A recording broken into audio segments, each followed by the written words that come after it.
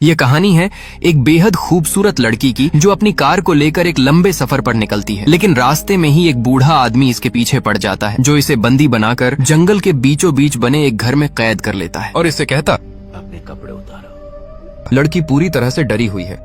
चारों तरफ सिर्फ घना जंगल और बीच में यह सुनसान घर जहां उस बूढ़े आदमी ने इसे बंद करके रखा हुआ है। तो अब सवाल यह है कि आखिर इस बूढ़े आदमी का असली इरादा क्या है? आखिर बूढ़े आदमी ने इसे कैद क्यों किया और क्या यह लड़की इसके चंगुल से बच पाएगी? चलिए जानते हैं आज की इस कहानी में। कहानी की शुरुआत जेसिका नाम की लड़की से होती है जो अपनी गाड़ी में काफी सारे सामान को रखकर एक लंबे सफर पर निकलने की तैयारी कर रही है। यहाँ पर हमें इस बात का पता चलता है कि जेसिका के पति आज से कुछ दिन पहले ही इस दुनिया से चल बसे। कुछ वक्त के बाद जेसिका गाड़ी को लेकर निकल पड़ती है। जैसे ही जेसिका हाईवे पर आती है तो अपने सामने एक काले कलर की गाड़ी को देखती है जो अचानक अपनी स्पीड को कम कर लेता है। जेसिका जैसे ही इसे ओवरटेक करने वाली होती है तो काली गाड़ी का मालिक अपनी स्पीड को बढ़ा लेता है और जेसिका को अपने आप से आगे निकलने नहीं देता।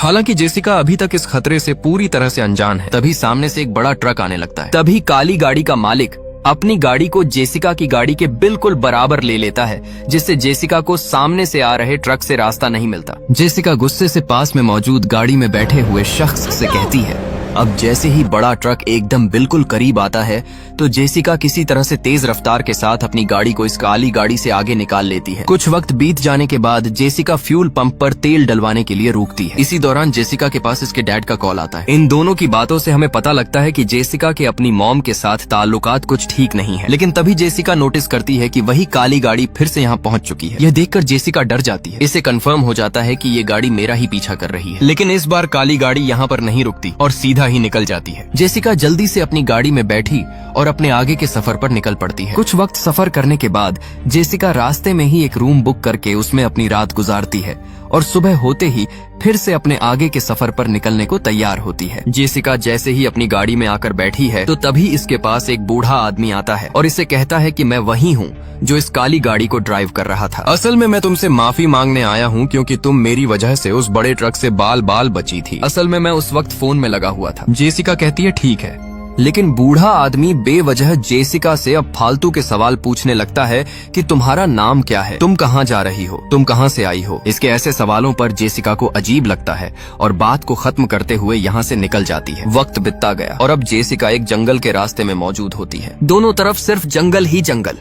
तभी जेसिका रास्ते में एक बार फिर से इस काली गाड़ी को देखती हैं जो सड़क के बीच पर खड़ी हुई है। बार बार अपने सामने आ रही इस गाड़ी को देखकर जेसिका को समझ आ जाता है कि जरूर मेरे लिए यह खतरा हो सकता है। इसीलिए जेसिका ने तुरंत अपनी गाड़ी के दरवाजे को लॉक कर दिया और हल्का सा शीशे को खोल दिया। बूढ़ा आदमी गाड़ी से उतरकर जेसिका के पास आता है और इसे कहता है कि पता नहीं कैसे अचानक मेरी गाड़ी का इंजन खराब हो गया। जेसिका बात तो खत्म करते हुए कहती है, हाँ कभी कभी ऐसा हो जाता है। बूढ़ा आदमी कहता है कि मुझे लिफ्ट चाहिए। यहाँ से करीब 15 मिनट चलने के बाद एक फ्यूल पंप है, तुम मुझे वहाँ पर छोड़ दो, वहाँ से मैं मदद ले लूंगा। लेकिन जेसिका कहती है कि मैं खुद वहाँ जाकर किसी मैकेनिक से बोल दूंगी, वह तुम्हारी मदद के लिए यहाँ पर आ जाएंगे। और इतना कहकर जेसिका यहाँ से निकल पड़ती है। इसके अगले सीन में जेसिका एक फ्यूल पंप पर रुकती है और कुछ वक्त यहाँ पर बैठकर आराम करने का फैसला करती है। मगर तभी वह काली गाड़ी फिर से यहाँ पर आ जाती है। यह देखकर जेसिका को पूरा यकीन हो गया कि वह बूढ़ा आदमी मेरा पीछा कर रहा है। जेसिका जल्दी से खड़ी हुई और सीधा अपनी गाड़ी में जा बैठी। यहीं पर बूढ़ा आदमी जो जेसिका के पास आने लगा, लेकिन इससे पहले कि पहुंच पाता जेसिका ने गाड़ी को स्टार्ट किया और यहाँ से चल पड़ी। रात का वक्त है, दोनों तरफ घना जंगल है और वह काली गाड़ी अभी भी जेसिका के पीछे ही आ रही है। इस बार जेसिका ने तुरंत हेल्प के लिए रेस्क्यू टीम को कॉल किया और उन्हें कहती है कि एक काले कलर की गाड़ी मेरा काफी वक्त से पीछा कर रही है। रेस्क्यू टीम जेसिका से इसकी लोकेशन पूछती है, लेकिन जेसिका को खुद नहीं पता होता कि फिलहाल यहाँ की करंट लोकेशन क्या है। पीछे आ रही गाड़ी तेज रफ्तार से जेसिका के पास से निकलकर आगे चली जाती है, जिससे जेसिका को पता लगता है कि ये गाड़ी उस बूढ़े आदमी की नहीं थी। और साथ ही रेस्क्यू टीम से कहती है कि शायद मैंने आपको गलत इन्फॉर्मेशन दी है, अब कोई मेरा पीछा नहीं कर रहा। जेसिका कॉल को काटकर शांति के साथ आगे की तरफ जा रही होती है, मगर तभी अचानक से इसके गाड़ी का टायर फट जाता है, जिससे गाड़ी कंट्रोल से बाहर हो गई और देखते ही देखते इसकी गाड़ी सड़क से हल्की सी नीचे खाई में जा रुकी। जेसिका ने तुरंत गाड़ी से निकलकर अपने टायर को देखा तो पाया कि इसका टायर कटा हुआ है, जिसका मतलब साफ है कि इसके टायर को किसी ने जानबूझकर काटा है। इसके कुछ ही सेकंड बाद यहाँ पर वह बूढ़ा आदमी आ जाता है। जेसिका डरते हुए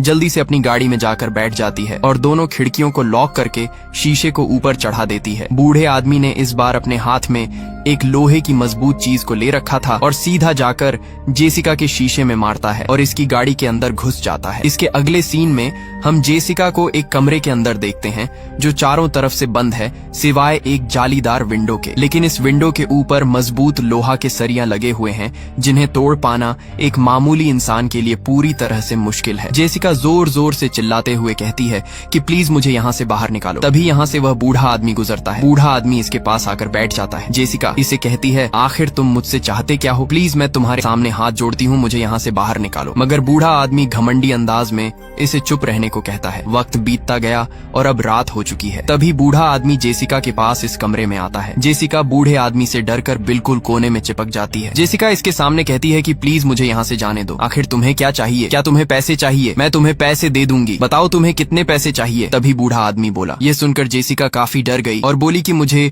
बाथरूम जाना है। जेसिका जैसे ही दरवाजे की तरफ जाने लगती है तो तभी बूढ़े आदमी ने पीछे से आकर इसे धक्का मार दिया जिससे जेसिका का सर दीवार से टकराया और नीचे गिर गई। बूढ़ा आदमी इसके पास आकर इससे पूछता है कि तुम्हारा हस्बैंड कहाँ पर है? जेसिका कहती है कि कुछ ही महीने पहले उसकी मौत हो चुकी है। बूढ़ा आदमी पूछता है, आखिर तुम्हारे हस्बैंड की मौत कैसे हुई? जेसिका इसे सब कुछ बताती है लेकिन आदमी इससे जबरदस्ती इस बात को कहलवाता है कि तुम्हारे हस्बैंड की मौत नहीं हुई थी बल्कि उसने खुदकुशी की थी। काफी देर बात करने के बाद बूढ़ा आदमी इसके गले से एक लॉकेट को लेकर यहाँ से चला जाता है। वक्त बीत जाने के बाद फिर से सुबह हो गई। जेसिका ने खड़े होते ही दरवाजे को खोलने की कोशिश की लेकिन इसने पाया कि दरवाजा बाहर से लॉक है लेकिन दरवाजे की चाबी अभी भी इसी में लगी हुई है। इसी दौरान जेसिका की नजर एक लकड़ी में लगे कील पर पड़ी। जेसिका ने अपनी पूरी ताकत और शिद्दत के साथ किसी तरह से इस कील को बाहर निकाला और इसके जरिए अच्छी तकनीक के साथ किसी तरह से दरवाजे को खोल दिया। दरवाजे के खोलते ही जेसिका ने तुरंत यहाँ से बाहर निकलने का फैसला किया और जैसे ही दरवाजे के पास पहुंची तो तभी बाहर से वह बूढ़ा आदमी घर के अंदर आने लगा। जेसिका ने तुरंत पास में मौजूद एक दरवाजे को खोला और उसके पीछे छुप गई। बूढ़ा आदमी यहाँ पर अपने लिए कुछ खाना लेकर आया है और बैठकर खाना खाने लगता है। जेसिका दरवाजे के पीछे छिपकर यह सब देख रही होती है। खाना खत्म करने के बाद बूढ़ा आदमी जैसे ही नीचे बेसमेंट में जेसिका के पास जाता है तो जेसिका जल्दी से बाहर की तरफ निकलकर भागने लगती है। जेसिका ने बाहर आते ही देखा कि यहाँ पर चारों तरफ सिर्फ जंगल ही जंगल है। इसे यह भी नहीं पता होता कि आखिर मुझे कौन सी दिशा में भागना है, बस नंगे पैर भागते ही रहती है। एक तरफ हम बूढ़े आदमी को देखते हैं जिसे पता चल जाता है कि जेसिका कमरे से भाग चुकी है, इसलिए बाहर निकलकर जेसिका को तलाश करने आ जाता है। यहीं पर जेसिका जिसके पैरों में चप्पल तक नहीं है, तभी अचानक इसके पैर में लकड़ी का एक नुकीला टुकड़ा लग जाता है जिससे दर्द की वजह से जेसिका की चीख निकल गई। जेसिका जल्दी से किसी तरह से दर्द का सामना करते हुए इस लकड़ी के टुकड़े को अपने पैर से बाहर निकालती है और फिर से भागने लगती है। भागते भागते जेसिका ने अपने सामने एक लंबी नहर को पाया जिसमें पानी काफी हद तक भरा हुआ था। यह देखकर जेसिका रुक जाती है क्योंकि आगे का रास्ता बंद है। इसी दौरान पीछा करते हुए बूढ़ा आदमी भी यहाँ पर आ पहुंचा। बूढ़े आदमी को लगा कि अब जेसिका का भागना पूरी तरह से मुश्किल है लेकिन जेसिका को पता होता है कि अगर मैं इसके हाथ लग गई तो न जाने यह मेरे साथ क्या करेगा। जेसिका ने तुरंत बिना सोचे समझे पानी में जंप कर दिया और बहते हुए बूढ़े आदमी से काफी दूर चली गई। इसके अगले सीन में जेसिका पानी से निकलकर जंगल में आ जाती है। पैर में चोट लगने की वजह से इसके लिए चल पाना अब थोड़ा मुश्किल सा होने लगता है, इसलिए जेसिका सहारे के लिए एक लकड़ी को उठाती है और आगे जाने लगती है। मगर तभी इसे एहसास हुआ कि वह बूढ़ा आदमी फिर से मेरे आसपास ही आ गया है, इसलिए जेसिका ने तुरंत एक पेड़ के पीछे छिपने का फैसला किया। जैसे ही खतरा जेसिका के पास आया तो जेसिका ने तुरंत बिना देखे खतरे के ऊपर अटैक किया। लेकिन हम देखते हैं कि यह सिर्फ एक शिकारी है, ना कि वह बूढ़ा आदमी। अपने ऊपर अटैक होते हुए देख शिकारी ने तुरंत अपनी लंबी बंदूक को निकालकर जेसिका के ऊपर तान दी। जेसिका घबराते हुए बोली कि मुझे माफ कर दो, मुझे लगा तुम एक सीरियल किलर हो। और इसे सारी कहानी बताती है कि एक अनजान आदमी मेरे पीछे पड़ा हुआ है, वह मुझे मारना चाहता है। लेकिन इस आदमी को यह सब बातें थोड़ी अजीब लगती हैं। जेसिका इससे इसका फोन मांगती है ताकि वह हेल्प के लिए रेस्क्यू टीम को कॉल कर सके।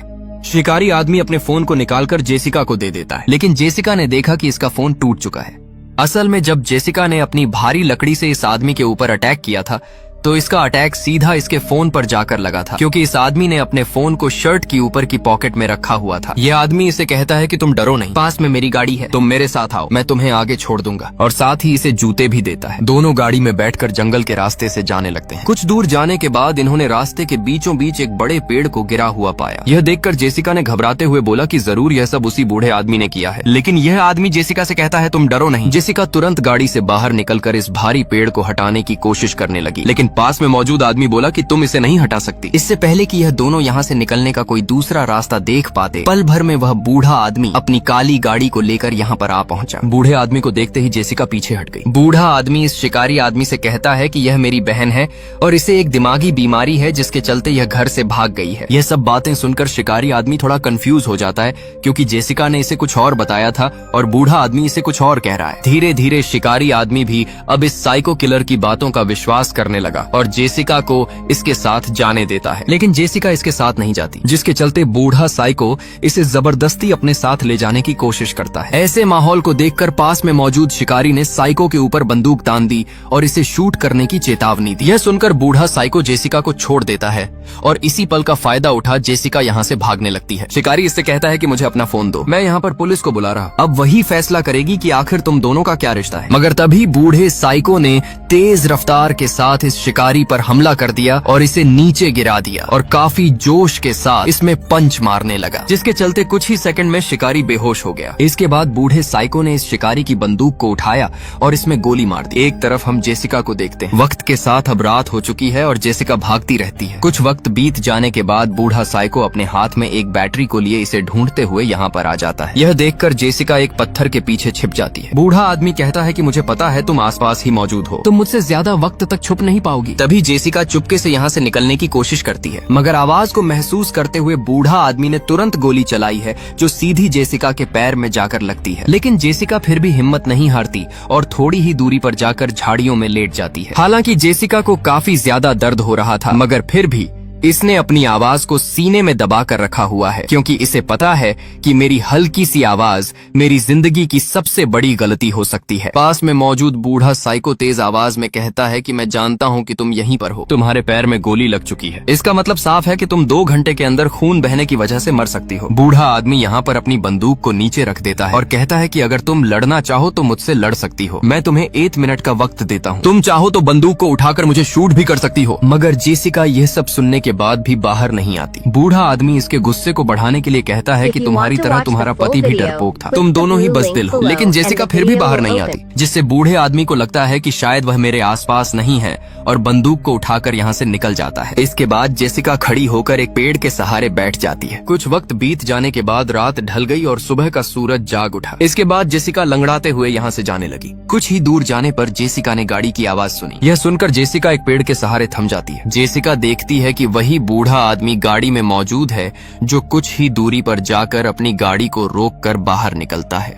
गाड़ी की डिग्गी को खोलकर उसमें से शिकारी आदमी को बाहर निकालता है और पास में एक गड्ढा खोदकर इसे दफनाने लगता है।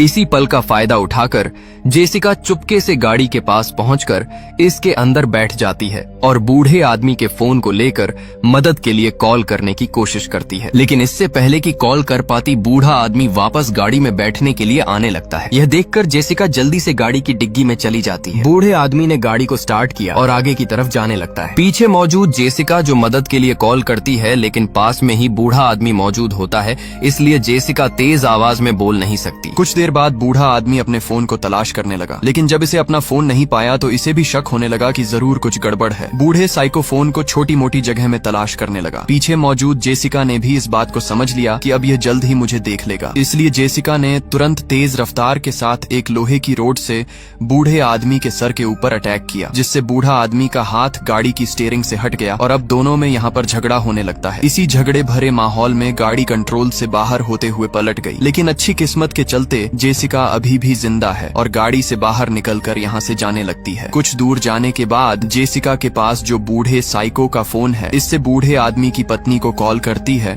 और उसे पूछती है कि आखिर तुम्हारा पति कौन है और वह क्या करता है। बूढ़े आदमी की पत्नी कहती है कि वह एक बिजनेसमैन है और वह काम के सिलसिले में कहीं बाहर गया है, लेकिन जेसिका कहती है कि वह कोई बिजनेसमैन नहीं, बल्कि एक साइको किलर है जो बेसहारा और अकेली लड़कियों को अपना शिकार बनाता है, और उसने मेरे साथ भी ऐसा ही किया है। कुछ वक्त के बाद गाड़ी से निकलकर बूढ़ा आदमी भी यहाँ पर आ जाता है। बूढ़े साइको के पास आते ही जेसिका कॉल को स्पीकर पर लगा देती है और बूढ़े आदमी को कहती है कि मैंने तुम्हारी पत्नी को तुम्हारी सच्चाई बता दी है, और साथ ही बूढ़े आदमी की पत्नी से कहती है कि अगर मैं आज मर गई तो उसकी वजह तुम्हारा हस्बैंड होगा। इतना सब होने के बाद बूढ़े आदमी को काफी गुस्सा आता है और गुस्से के साथ जेसिका के ऊपर अटैक करने को बढ़ता है, लेकिन जेसिका, जिसके हाथ में अभी भी लोहे का एक भारी और पतला हथियार होता है, पूरे जोश के साथ बूढ़े आदमी पर मारती है। खैर, इन दोनों में काफी देर तक झगड़ा होता है, लेकिन हम देखते हैं कि जेसिका इस बार बूढ़े आदमी के ऊपर भारी पड़ती हुई नजर आ रही है, और अंत में जेसिका अपनी पूरी ताकत और तेज रफ्तार के साथ इसी नुकीले लोहे के हथियार को बूढ़े आदमी की बॉडी के आर पार कर देती है, जिससे बूढ़ा आदमी पूरी तरह से कमजोर हो गया और यहीं पर मर जाता है। बूढ़े आदमी के मरते ही जेसिका इसके ऊपर से हटी और एक सुकून की सांस लेती है, मानो इसने अपनी जिंदगी का सबसे बड़ा खतरा अपने ऊपर से हटा दिया हो। इसी दौरान जेसिका अपने आसपास से हेलीकॉप्टर के उड़ने की आवाज को महसूस करती है, और अब इसी के साथ ये कहानी खत्म होती है। तो दोस्तों, उम्मीद करता हूँ कि आपको ये वीडियो पसंद आई होगी। अगर पसंद आई है तो वीडियो को लाइक और चैनल को सब्सक्राइब जरूर कर दें। बाकी मिलते हैं हमारी नेक्स्ट वीडियो के साथ। जब तक के लिए बाय बाय।